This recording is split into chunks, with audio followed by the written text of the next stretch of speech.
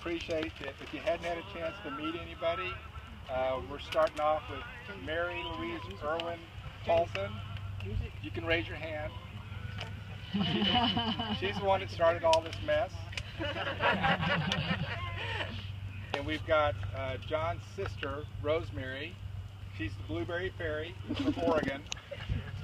She will cop to that from time to time.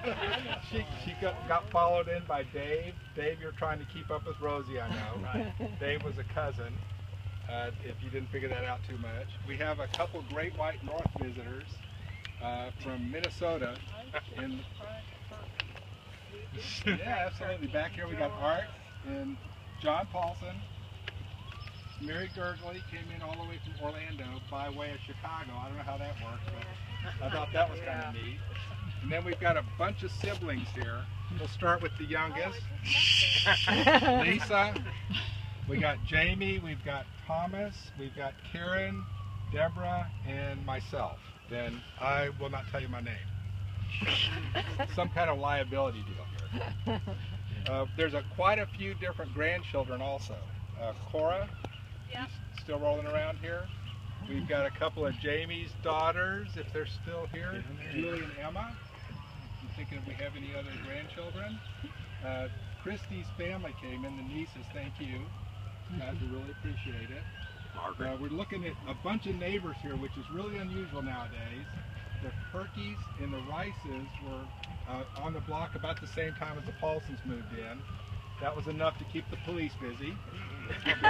Families. There's a bunch of kids running around, and as Tina said, I broke all my bones in your backyard. And that's kind of the way it went. And we've got Peter, came in from California, Skolnick. Mike Dornack, a friend of KT's in the family. And pretty much everyone here is adopted Paulsons anyway.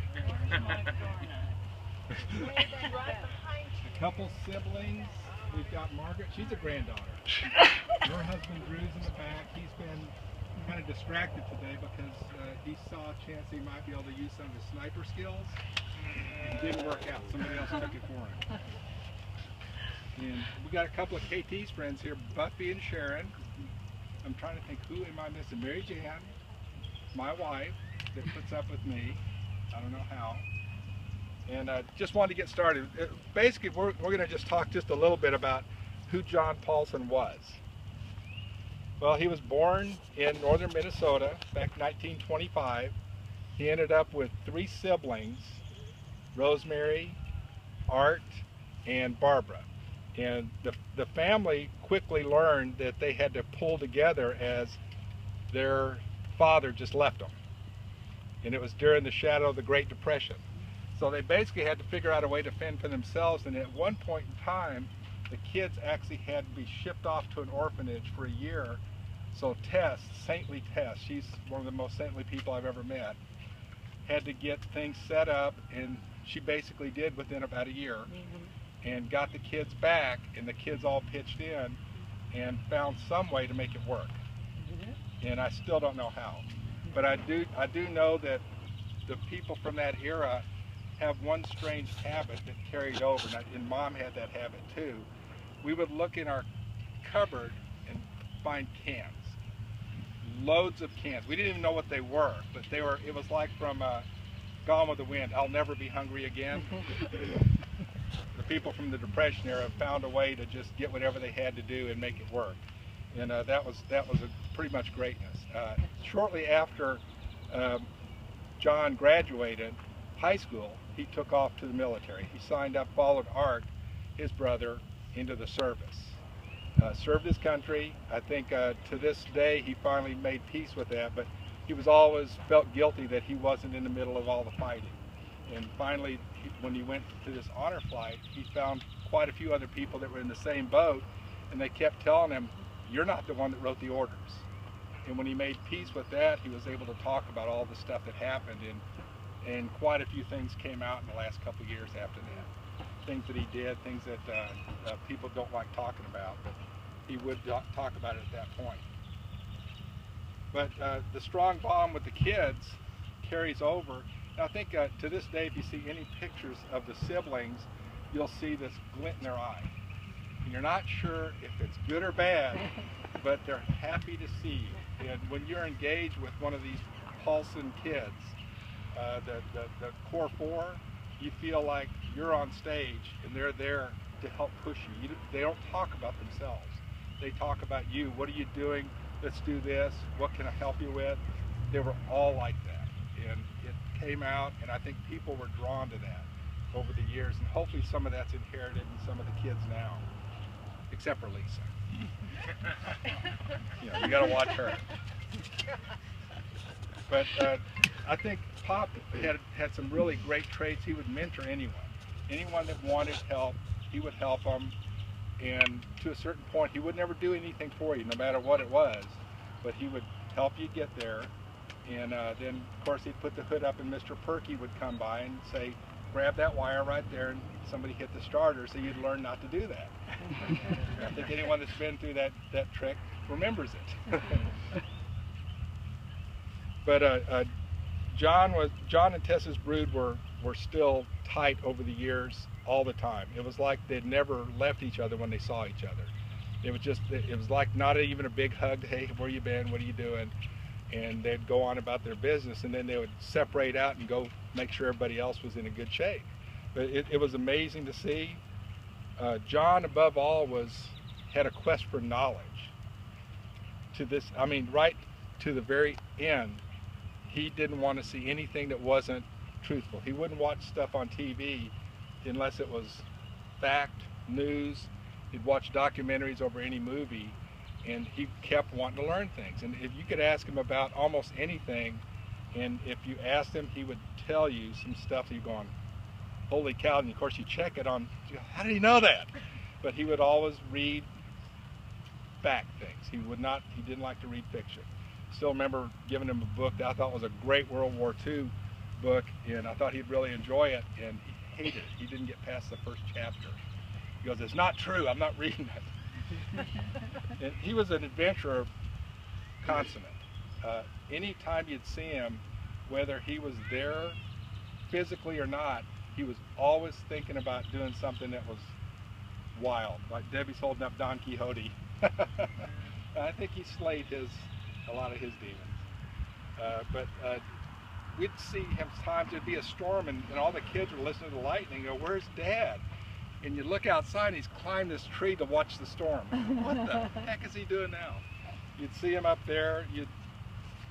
On Saturdays, he'd gather the kids on one of his cars, and he had different, anywhere from the station wagon to convertibles. And over the years, he'd put them all in the car, take us out to a little place called North Lake, and put everybody on the hood and drive us around the darn lake. I still don't know what we'd do, but everybody really enjoyed that. You'd hear him, stop, there's a bullfrog, and somebody'd go grab a frog, throw it in the back with Mom, and we'd go around the lake. But he was always adventuring. He'd go on trips with the kids. I think he actually broke his foot with Tom one time, and everyone thought there was no way he's going to make it back. He drove back from Austin with a broken ankle. Still don't know how he did that on the gas pedal. But he was always looking for something to be adventurous. He'd hike the trails around the area. He just really, truly enjoyed doing something outside the normal box. He was a great provider. I don't ever remember ever wanting for anything. And sometimes we would share toys at Christmas because that's just the way it worked out. But we didn't know the difference. We thought it was great. Hey, I get to play with it now. No, you don't. I want the wheels. And Tom would get the wheels. But the talks he'd have with people would be real brief, to the point, and as Jamie was pointing out a little earlier today, he said when Pop told you to do something, you just do it. He says his friends would be real taken back by that. He goes, why are you doing that? He goes, because he told me to do it. He says, you don't want to know what happens if he tells you twice, just do it. But we pretty much all learned that lesson also. And I think anyone here would feel the same way, that when you're talking with these people, you're on stage, they're second. And it's been like that all the time. And if anyone has a little talk, it's time to talk. And I think we give presidents to siblings first. Rosie, you have to wait a minute if you want to say something. But we've got his hat here. You're wondering why I'm holding this hat and not wearing it? This is the conch. If you remember Lord of the Rings, you don't get to talk unless you're holding the conch. Oh my goodness. Okay. Well, here I am with Dad. I guess I'll take a picture of you guys while I'm... It's all right. Thank you for coming. It's wonderful to see so many faces that are near and far and dear. Dad wouldn't have missed this for anything. He's here with us. We hope that we stay in touch with you as long as possible. Next. Rosie, you don't have to say something if you don't want to. We want you to if you can. No pressure. No pressure. Not fun. Okay, I'll stay in the shade. That'll help. Everything Mike said was beautiful. I just thought he was wonderful. Thank you, Mike. I mean, brought back wonderful memories. I just want to say that this shirt, Mary Lou, is from one of the trips that you and John came out to with Carol. Where's Mary Pat? Right here. Lizzie. I'm in back. Yeah. And I wore this especially for that day. Darn it, I'd forgotten about the shirt that he got me from Duluth. It was a lose. I should have worn that. Inappropriate. So, if I start talking about John, though, I'm going to break up. So, who's next? Mom, you want to say something? No. Okay. Karen? I'm going to pass that. Literally pass the hat. Mm-hmm. Yeah.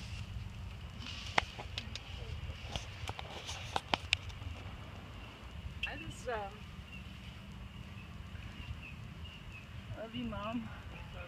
Okay. I wasn't gonna say something, Lisa, but I just remember Dad when he'd get up in the morning. One of the things he would say was, "Great day," and it's kind of startling at times to be that positive when you have so much going on in your life. And he was a long sufferer with all of us, not just the main one. Anyway, my son used to take pictures, and he took a picture of the sky. And when I saw this blank picture, it just automatically reminded me of something Dad said, and he used to tell you the sky's the limit, and there was nothing that you couldn't do. And he used to say, all roads lead to where you want to go. Well, I'm still going, but he also said, where you want to be in 5 years. Where do you want to be in 5 years? So those are just reflections of him, of some of the stuff he used to say, and like, you know, always on the adventure, always learning, always reading, always doing for others. And I'm sure he'd be proud of Lisa today, putting all this together, and all the siblings. So he loved us all, didn't he, Mom? For that, I thank you, and I thank Dad. Grandma Tess used to say, what did he say to y'all children? She went there with him now. Yeah. And Barb and our Deb, you might want to repeat that because no one could hear it back there. I got it written down. Grandma used to say, love God above all. Pray that I can do that before this is over. I love you, family and friends that love Dad. I appreciate you being here.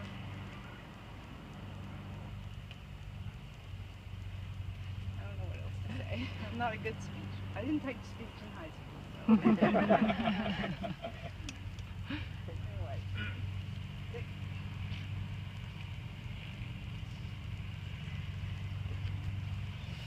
Go ahead. I'll say a couple things about John. He always treated me with a great deal of respect. I appreciated that a lot. Since I was kind of the goofy son-in-law, I'm sure he thought a lot about me and what's that guy going to do with his life. And so he was always gracious to me, and I think a lot about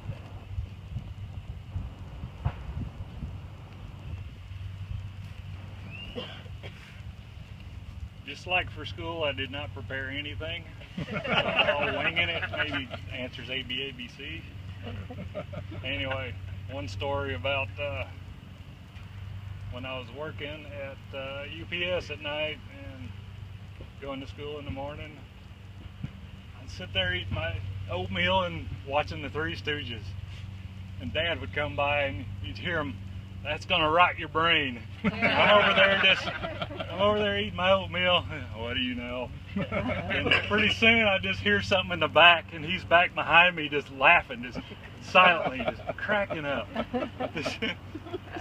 I look back and he just walk out of the room, you know. Perfect dad, you know. He knew how to have fun. He knew, you know, what to say to you. You know, like Mike said earlier, when he would talk to me, you know, if he wanted me to do something, he'd ask me once, just do it. You know, you don't need to be in an argument with everything. There's no power play. He was alpha male. Just, you know, always had a good time with him. Took him on a trip to Utah, and that was a great experience.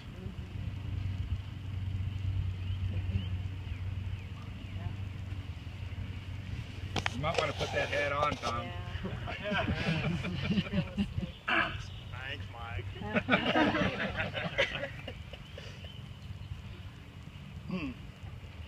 My dad had the knack. He had the knack for being a great dad. He always had an air of confidence about him. There was just no questioning. He was self-confident and happy with where he was. So that, to me, made me always in the back of my mind, whenever I was doing anything, I would think about what would Dad think if I messed this cut up? Or, you know, he was always on my mind. He still is, of course, but I guess after 6 kids, he had a lot of practice, so he didn't have much trouble being a good dad. He always encouraged you when you needed encouragement.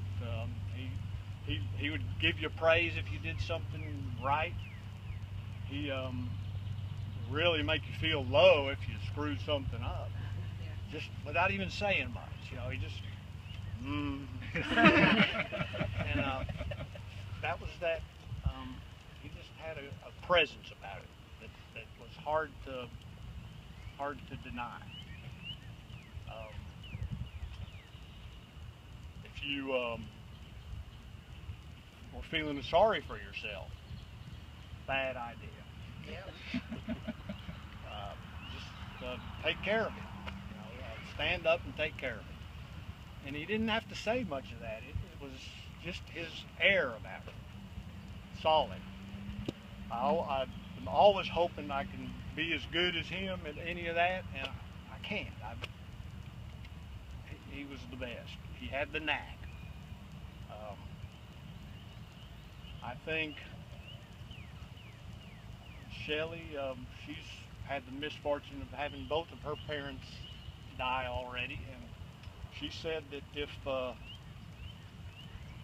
you'll always be thinking about them all the time, and I believe that to be true, and I hope he rests in peace until the moment I can join him forevermore. Who else do we have here? I had a note on it.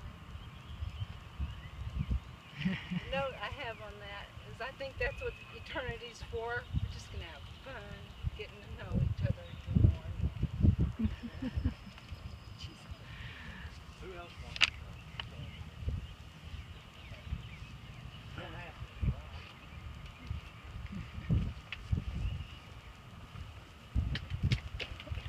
to. Well, as a nephew, I had the good fortune to get to know John, and I was really grateful on the Honor the Vets trip that I got to write a letter and tell him how much he meant to me.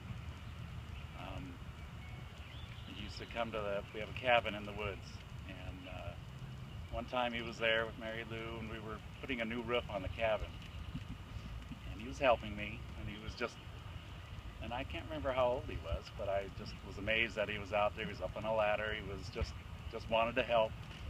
And when I never let him up on the roof, he was just on the edge of the roof. And I had these, I forget what they're called, these things that would kind of catch on the roof, and I could work up near the top. And one time he's on the ladder, he's kind of handing stuff up to me, and one gave way, and I slid down, and he caught me. And it was just, his reaction was kind of like always, you know, he didn't overdo it, just like, oh, you know, and he kind of, I'm back up and just kind of gave me a push, and it was just, we just continued on, and I was thinking, man, I could have just gone out there, but he was there to catch me. It was just something I remember that was special. Anyway. Good news.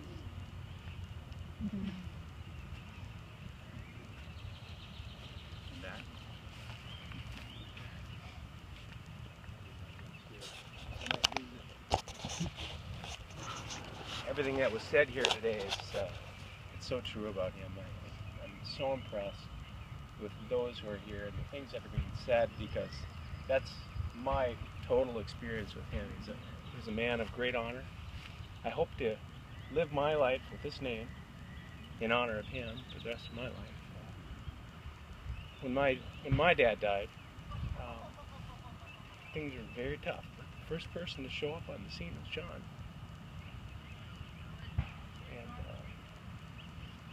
That's how he was. He was gonna. He saw when people needed help, and not everybody has that gift.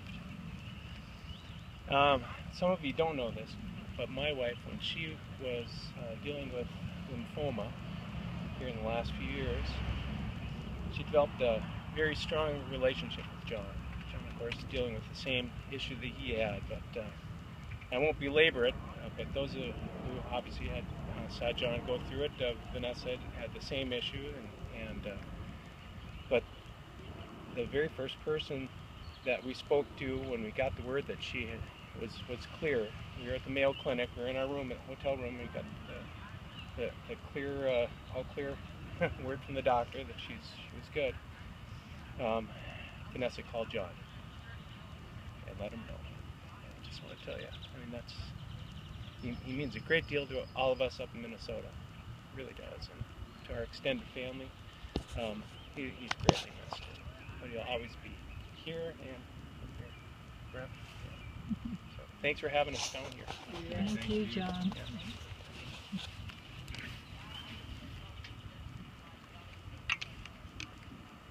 Good to see that name on it.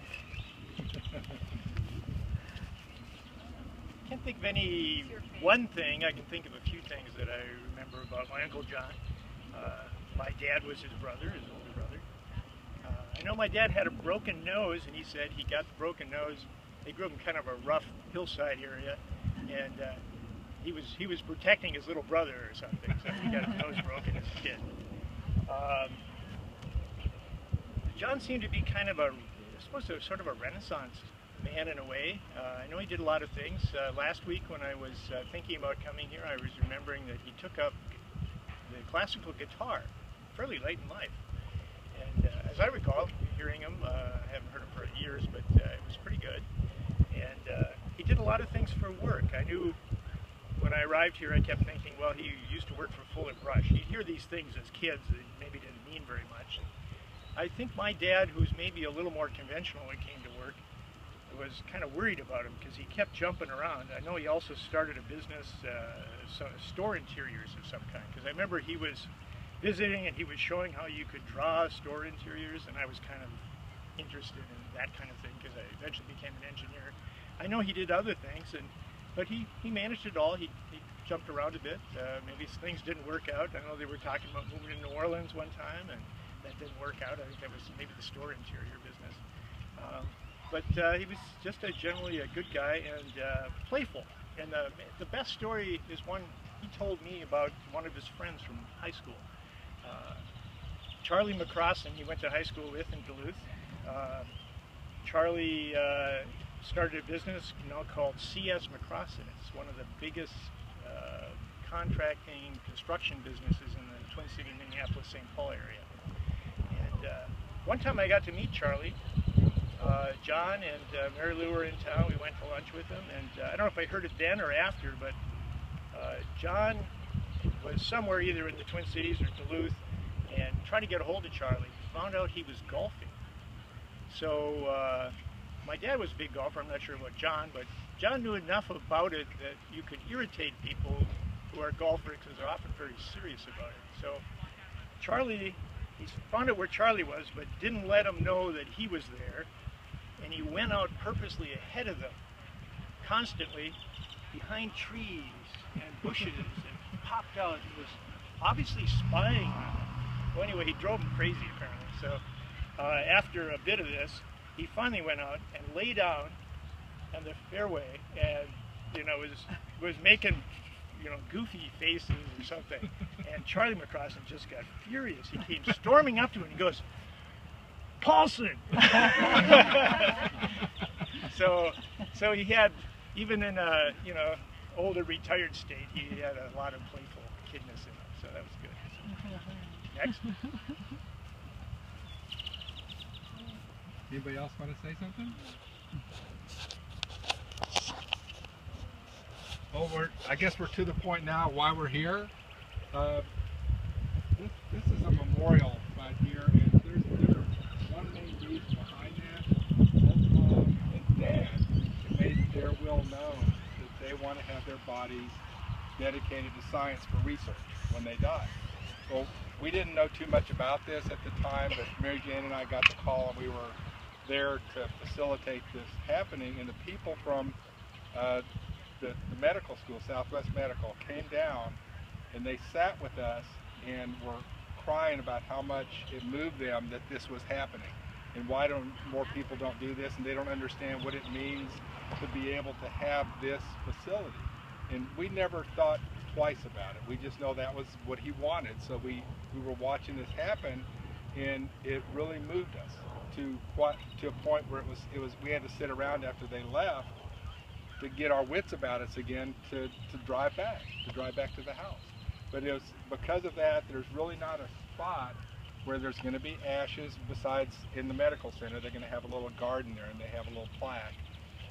But Lisa came up with a great idea. This park, for maybe 30 years, he would walk this trail sometimes 2 and 3 times a day.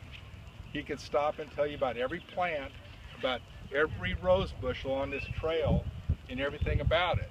And straight across there's a library. And for years, he volunteered at the library reading for kids. So Lisa happened to have the lady from Farmers Branch walk in, and by the way, he thinks Farmers Branch was the best thing on earth, and he would tell anybody about it. First of all, it's a cool name. You ever hear a name like that before? And he would just go on and on. They got paper bags for trash. They had it before anybody else thought about it. This is a great place. So with being in Farmers Branch and looking out over the library, she said this is the spot, which is just perfect. And she found a great way to honor him. And to this, I think when the people that were here a little bit early were setting up, you saw tons of people coming around. It's not like mid-city Boston, but for a 13,000 population city, there were tons of people here enjoying this park. And now maybe they can enjoy, if they get tired, they can come up here and sit. And we will, and it'll always be here. I'm sure we're going to take our grandkids down to fish right in here and maybe catch a fish bigger than your hand, if you're lucky. But that's why the bench is here. And we just wanted to say thank you guys all for coming. It means a lot to us to have this many people turn out. And from the distances you guys came, we understand what that entails. It's really, that's a sacrifice on your end, but we do appreciate it. Thanks again. Then let's go play bench. Well,